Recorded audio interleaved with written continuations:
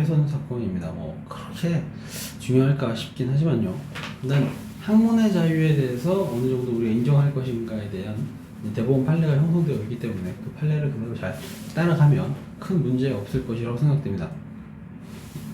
자, 학문적 표현물에 대해서요, 명예훼손을 할 수 있다라는 건 그 안에 이제 사실이 적시되어 있죠. 그 사실 적시의 인정 기준을 보자라는 겁니다. 학문적이니까요, 상당히 넓은 범위에서의 어떤 인정을 해주고 있어요. 사실 적시에 대한 사실의 인정을요. 왜냐면 어느 정도 토론이 가능하고 학문적인 어떤 자유 이런 것도 있기 때문이라는 거죠.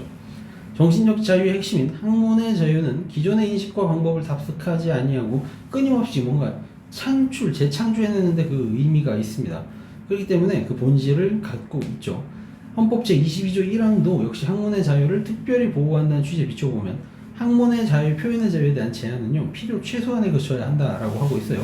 그런데 통상적으로 용인되는 범위를 심각하게 벗어났다, 이런 말은 당연히 학문의 자유라고 꼭 볼 수는 없죠.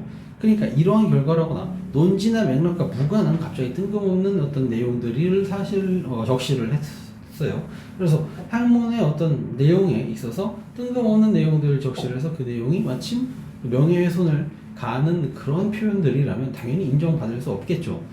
그러니까 결국 그러한 사정이 없는 한 정당한 행위로 보는 것이 타당하다. 10조는 인간의 존엄과 가치를 규정하고 있고요. 인격권에 대한 보호 근거도 당연히 10조에서 찾을 수가 있는데요.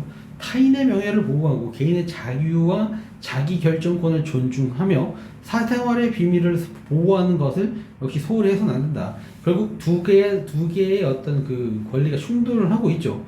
특히 사회적 약자나 소수자와 같이 연구에 대한 의견을 표출하거나 연구 결과를 반박하는 데 한계가 있는 개인이나 집단을 대상으로 한 연구를 한 경우에는요, 반박에 한계가 있는 개인이나 집단이라면요, 뭔가 소수적인 집단에 대해서 연구를 해서 막 몰아붙이는 이런 거라면 연구의 전 과정에 걸쳐 이들의 권리를 꼭 반드시 존중하여야 할 특별한 책임을 부담한다. 지금 뒷부분 같은 경우는 개인의 어떤 명예를 보호하자, 앞부분 같은 경우는 학문의 자유를 보호하자라고 하는데요.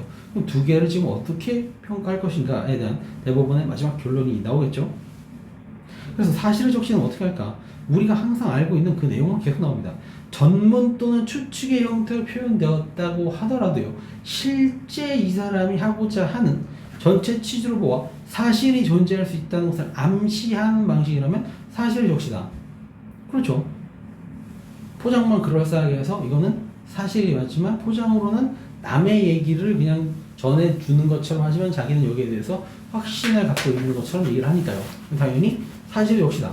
하지만 실질 보장하기 위해서는요, 학문적 연구 결과를 발표에 사용된 표현의 적절성 이런 것들은요, 형사법정에서 가려지기보다 학문적인 어떤 그 토론회장에서 결정해야 된다라는 거예요. 그러니까 결국 이렇게 검증된 것이 바람직하다, 여기서 까이면 결국 사장되는 거 아니냐, 역사적 사실과 같이 그것이 분명한 윤곽과 형태를 지닌 고정적인 사실이 아니라 결국 사후에 연구하고 검토하고 비판을 봤더니 사실 이러한 사정들이 좀 더 밝혀졌어 라는 것들을 좀 보면서 얘기를 해봤더니 그렇게 재구성이 된다, 사실들이. 그렇다면 더더욱 학문회장에서 평가받아야 될 것이다 라는 겁니다.